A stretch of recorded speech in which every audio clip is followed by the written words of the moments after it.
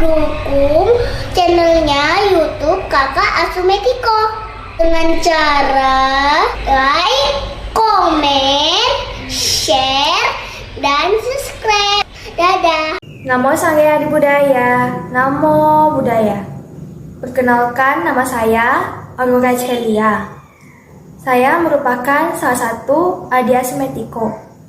Saya berasal dari Aceh, Kota Langsa. Saat ini saya bersekolah di SMA Negeri 3 Langsa dan duduk di bangku kelas 3 SMA.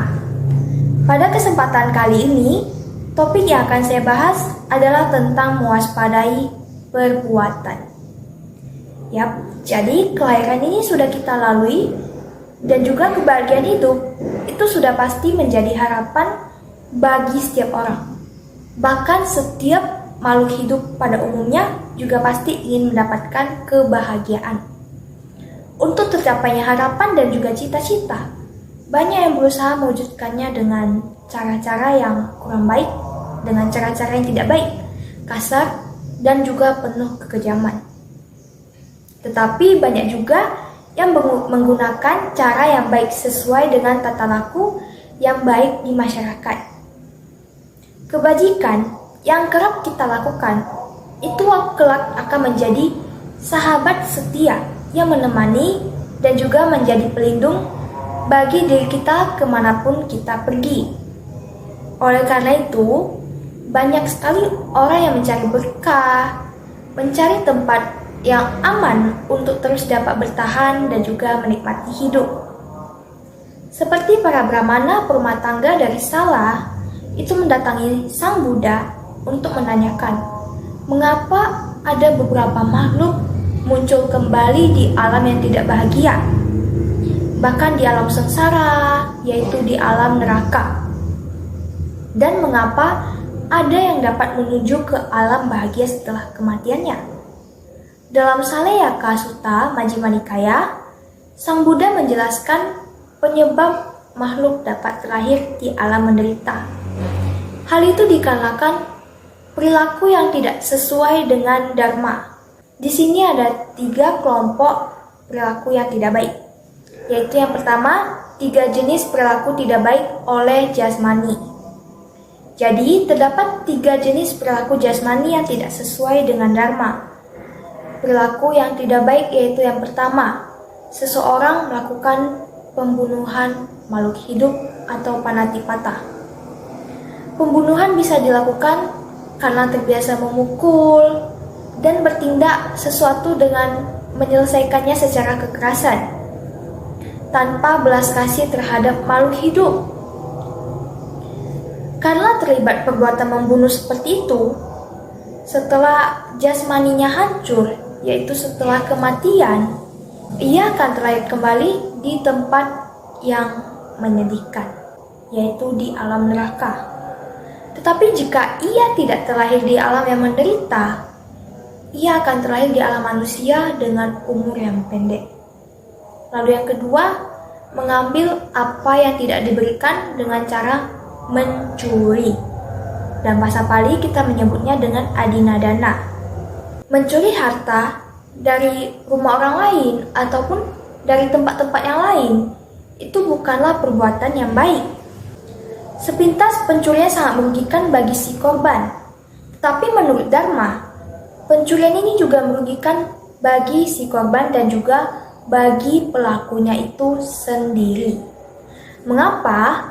Karena perbuatan yang dilakukan itu akan mendatangkan akibat atau hasil yang sesuai dengan perbuatan yang telah dia lakukan tersebut.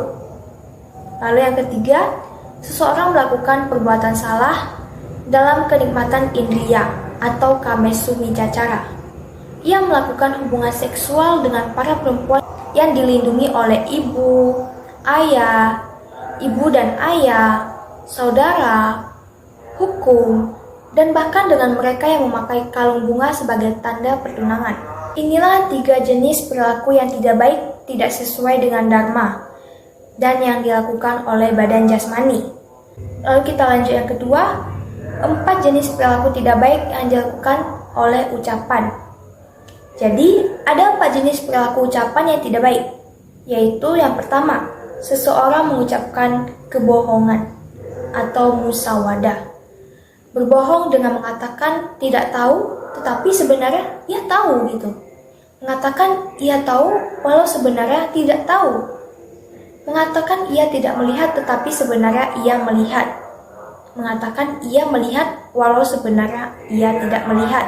Lalu yang kedua, mengucapkan fitnah atau pisunawaca.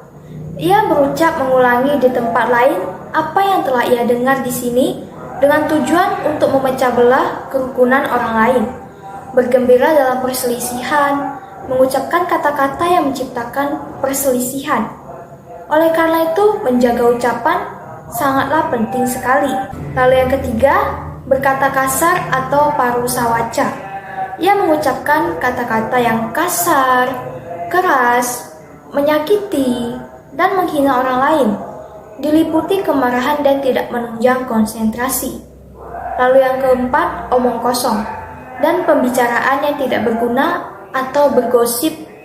Dalam bahasa Pali kita mengucapkan yaitu sampah palapa.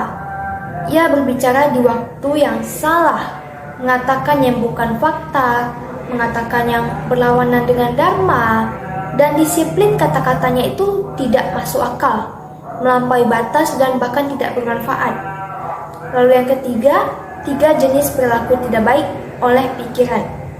Di sini ada 3 jenis perilaku tidak baik yang dilakukan melalui pikiran, yaitu yang pertama, seseorang yang bersifat tamak atau abija. Ia serakah dan menginginkan barang-barang orang lain dengan berpikir semoga apa yang menjadi milik orang lain menjadi milikku. Pikiran serakah ini bisa mendorong ia melakukan pencurian, pembunuhan, dan juga tindakan buruk lainnya. Yang kedua, memiliki pikiran permusuhan. Niat jahat ingin melukai atau menyakiti makhluk lain. Dalam bahasa Pali yaitu biapada. Dengan berpikiran semoga makhluk-makhluk itu dibunuh, disembelih, dipotong, atau dibasmi.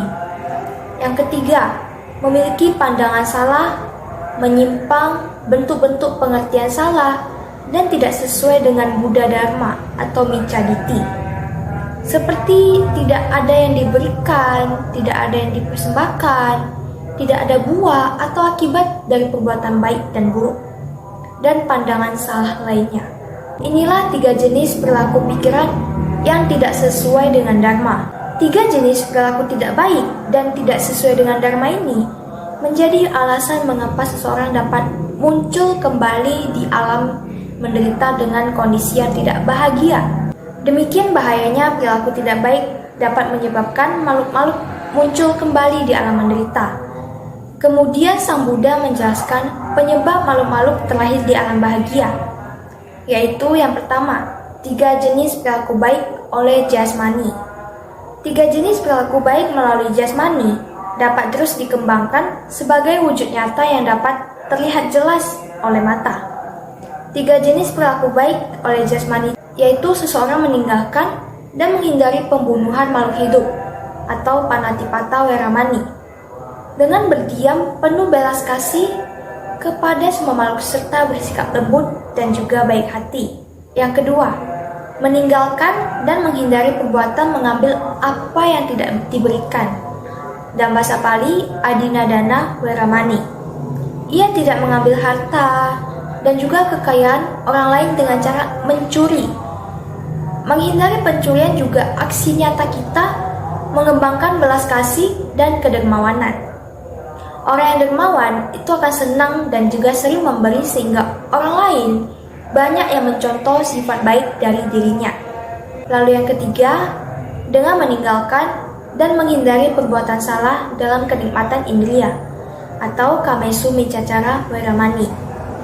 Seseorang yang tidak melakukan hubungan seksual dengan para perempuan yang masih dalam perlindungan ibu, ayah, ibu dan ayah, saudara, sanak keluarga, dan juga yang memiliki suami ataupun yang dilindungi oleh hukum, itu merupakan perbuatan yang baik. Demikian 3 perilaku baik oleh jasmani yang dapat terus kita praktikkan dalam kehidupan sehari-hari agar tercipta kedamaian dan juga keharmonisan. Lalu yang kedua, 4 jenis perilaku baik oleh ucapan. Seseorang yang mengendalikan perilaku baik melalui ucapan itu bisa dilakukan melalui 4 cara, yaitu yang pertama, ia meninggalkan kebohongan, menghindari ucapan yang salah, atau musyawarah waramani.